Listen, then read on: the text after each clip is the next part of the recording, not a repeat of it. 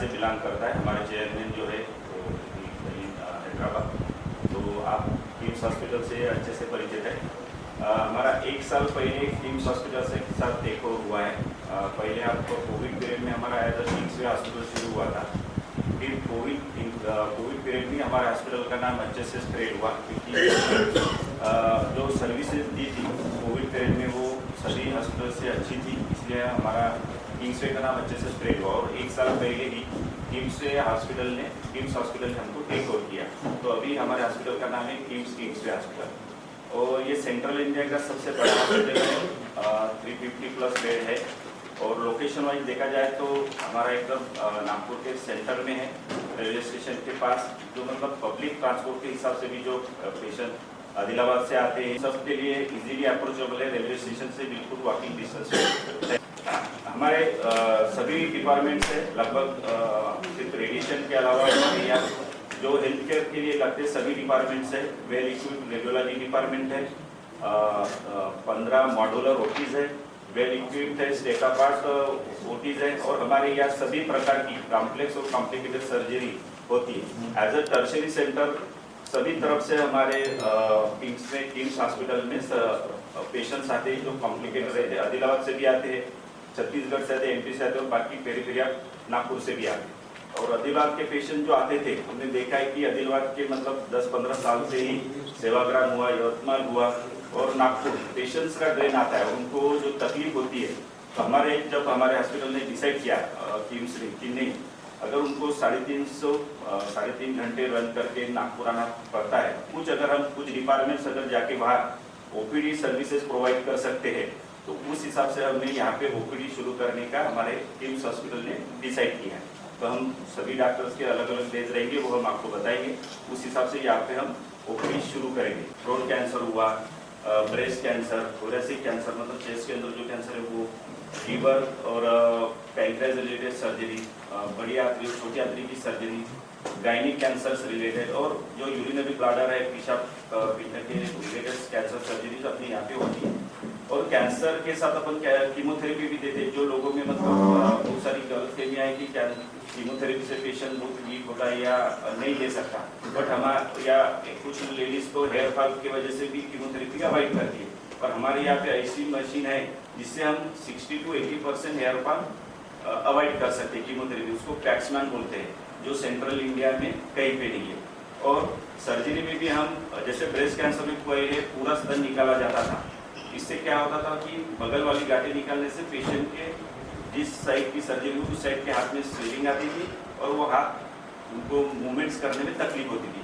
तो हमारे किंग्स में एक सेंटिनल लिम्फ नोड प्रोसीजर करके, वो सेंट्रल इंडिया के हमारे यहाँ सबसे पहली सर्जरी हुई है sentinel lymph node biopsy.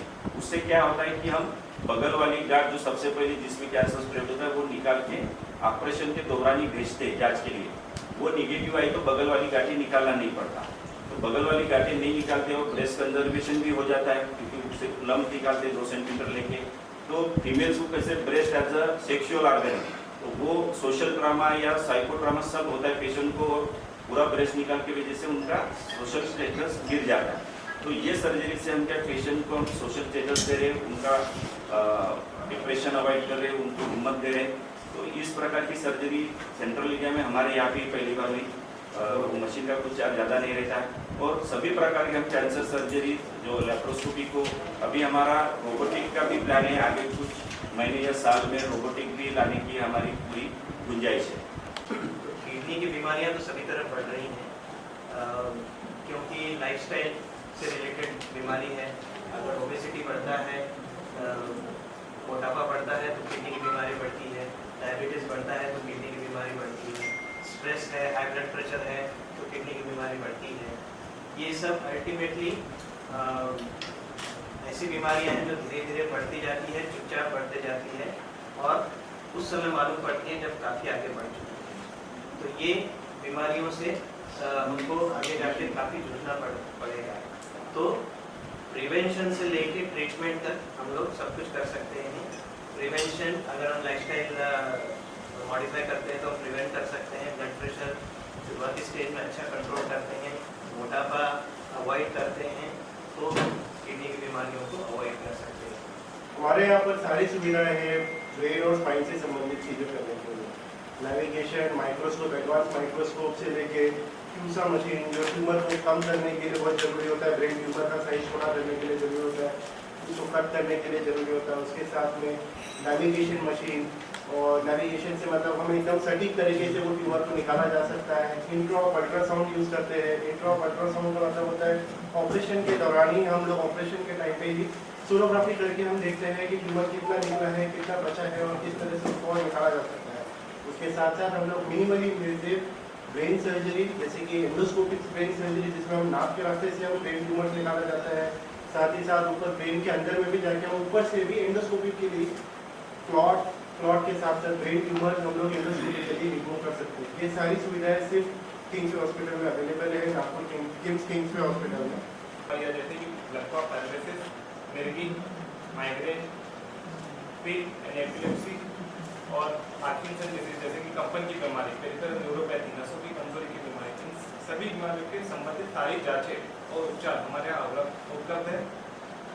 Neurology संबंधित जांचें जैसे कि CT scan, MRI, NCD machine, EEG, ये सब सुविधाएं हमारे यहाँ उपलब्ध है।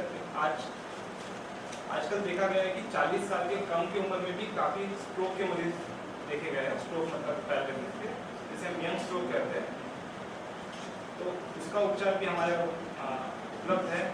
और एक्यूट स्ट्रोक मतलब जो मरीज 4.5 घंटे के भीतर हमारे अस्पताल में आते हैं पैरालिसिस के साथ में, उन्हें हम एक स्पेशल इंजेक्शन रहता है जिसे हम थ्रोम्बोलिसिस करते हैं, वो भी हम दे सकते हैं और जिससे इमीडिएट अच्छे रिजल्ट्स मिल सकते हैं। साथ ही साथ मैकेनिकल थ्रोम्बेक्टोमी मतलब एक प्रोसीजर से हम वो क्लॉट को निकाल सकते हैं और उसके कारण मरीज को जल्दी रिकवरी होती है और जल्दी पेशेंट घर जा सकता है। एक बहुत बड़ी ब्रांच है।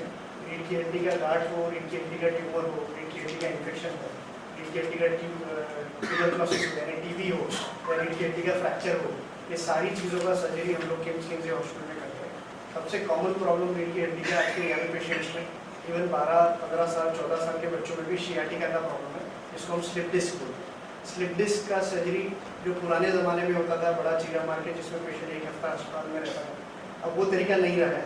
स्लिप डिस्क का सर्जरी बहुत ही एडवांस एंडोस्कोपिक सर्जरी से होता है, जिसमें 8 mm का चीरा रहता है, जिसको टाँका मारने की भी जरूरत नहीं रहती। सर्जरी के दौरान पेशेंट को एनेस्थीसिया देने की जरूरत नहीं रहती है। Patient is awake during the surgery.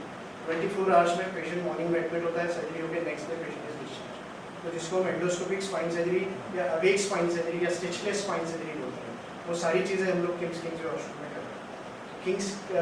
KIMS hospital का ये मल्टीडिसिप्लिनरी अप्रोच, जैसे न्यूरोसर्जन, न्यूरोलॉजिस्ट, न्यूरोफिजिशियन, ये सारी चीज़ें होने के कारण हर पेशेंट का हम पूरी तरह इवैल्यूएशन करके ट्रीटमेंट कर सकते हैं।